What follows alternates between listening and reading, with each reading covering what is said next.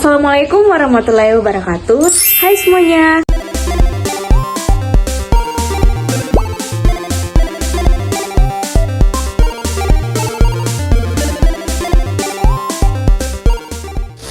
Kenalkan, nama saya Nuranti dari Program Studi Teknologi Hasil Pertanian, Fakultas Pertanian dan Kehutanan Universitas Sulawesi Barat. Pada video kali ini, saya ingin menjelaskan salah satu tugas dari mata kuliah ekologi umum, yaitu mengenai ekosistem sawah dan ekosistem lahan kering.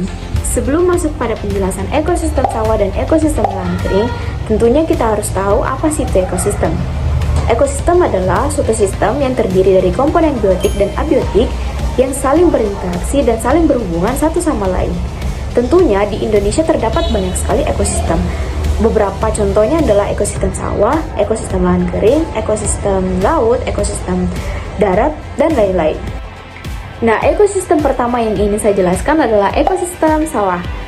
Nah, sawah merupakan ekosistem lahan basah buatan yang sangat berguna bagi kehidupan manusia sebagai penghasil bahan pangan. Nah, sawah juga merupakan ekosistem perairan tergenang yang mendukung kehidupan berbagai jenis hewan dan tumbuhan air. Ekosistem sawah memiliki keberagaman fauna yang tinggi. Ekosistem sawah bergantung pada pengairan dan berinteraksi dengan komponen biotik dan abiotik. Adapun komponen biotik terdiri dari produsen, konsumen, serta dekomposer. Nah, produsen terdiri dari padi, gulma, dan tumbuhan air lainnya. Adapun konsumen terbagi menjadi 3, yaitu konsumen primer, konsumen sekunder, serta konsumen tersier. Konsumen primer terdiri dari serangga pemakan padi yang disebut dengan wareng atau belalang, dan juga terdiri dari siput serta tikus.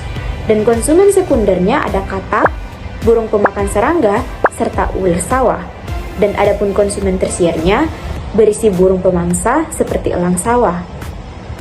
Dan adapun dekomposer terdiri dari bakteri, jamur, cacing tanah yang dapat menguraikan bahan organik. Adapun komponen abiotiknya terdiri dari air, tanah, sinar matahari, serta suhu dan kelembapan. Air berfungsi untuk pertumbuhan padi, tanah berfungsi untuk mendukung pertumbuhan tanaman dan mikroorganisme, sinar matahari dibutuhkan dalam fotosintesis, serta suhu dan kelembapan yang dapat mempengaruhi pertumbuhan tanaman dan populasi organisme sawah. Dalam ekosistem sawah, terdapat beragam macam makhluk hidup yang beragam. Contohnya, padi, tikus, ular sawah, elang, dan dekomposer. Dari contoh tersebut, padi sebagai produsen yang mampu menghasilkan makanan sendiri. Selanjutnya, padi dimakan oleh tikus. Tikus seperti menjadi konsumen tingkat 2. Setelah itu, ular akan dimakan oleh elang. Elang menjadi konsumen ketiga. Ketika elang mati, ia akan jatuh ke tanah dan diuraikan oleh bakteri. Fungsi bakteri di sini yaitu sebagai pengurai atau dekomposer. Ekosistem kedua yang ingin saya jelaskan adalah ekosistem lahan kering. Ekosistem lahan kering adalah ekosistem alami atau buatan dengan tingkat curah hujan rendah dan kandungan air tanah yang sangat terbatas. Adapun komponennya yaitu komponen biotik dan juga abiotik. Seperti ekosistem sawah, komponen biotik dari ekosistem lahan kering juga terdiri dari produsen, konsumen, serta dekomposer. Adapun produsennya terdiri dari rumput, pohon jati, pohon akasia, serta tanaman palawija seperti singkong atau jagung. Adapun konsumennya terbagi menjadi 3 juga, yaitu konsumen primer, sekunder, serta tersier.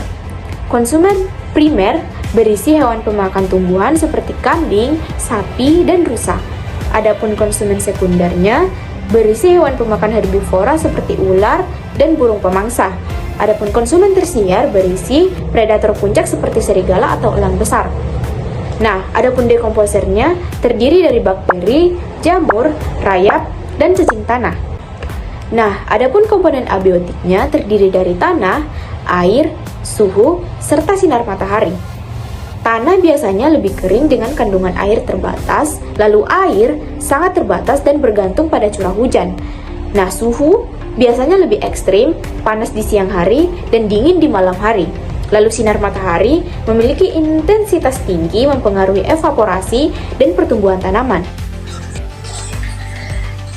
Nah, pada ekosistem lahan kering, Produsen, organisme yang mampu menghasilkan zat makanan sendiri yaitu tumbuhan hijau atau organisme atau biasa disebut dengan autotrof.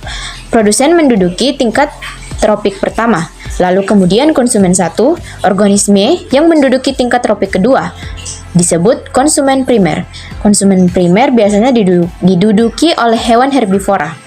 Konsumen ketiga, yaitu organisme yang menduduki tingkat tropik ketiga, disebut konsumen sekunder, diduduki oleh hewan pemakan daging atau bisa disebut dengan karnivora, dan seterusnya. Lalu konsumen puncak, organisme yang menduduki tingkat tropik tertinggi, disebut konsumen puncak. Lalu yang terakhir adalah dekomposer, organisme pengurai yang membentuk mata rantai teratas dalam rantai makanan, atau rantai terakhir dalam rantai makanan. Mereka memecah hewan dan tumbuhan yang mati dan mengembalikan nutrisi penting ke tanah. Setelah penjelasan dua ekosistem tadi, tentunya saya juga ingin menjelaskan faktor apa saja yang dapat mempengaruhi kestabilan serta keseimbangan dari dua ekosistem tersebut. Terdapat 3 faktor yang dapat mempengaruhi kestabilan serta keseimbangan ekosistem tersebut. Faktor pertama adalah faktor biotik. Nah, pada faktor biotik terdapat 3 pengaruh, antara lain keanekaragaman hayati, interaksi antar organisme, serta terdapat peran manusia. Pada keanekaragaman hayati, semakin tinggi keanekaragaman, semakin stabil ekosistem. Lalu interaksi antar organisme, rantai makanan dan jaring-jaring makanan harus seimbang pada ekosistem tersebut.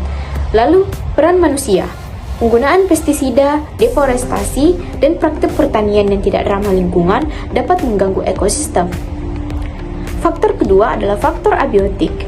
Nah, pada faktor abiotik, curah hujan dan ketersediaan air sangat berpengaruh pada keseimbangan ekosistem, terutama pada ekosistem lahan kering. Kesuburan tanah. Kesuburan tanah dapat berpengaruh yang sangat mendukung pertumbuhan tanaman. Lalu, iklim dan suhu. Perubahan suhu ekstrim dapat menyebabkan kekeringan atau pertumbuhan tanaman yang dapat terganggu.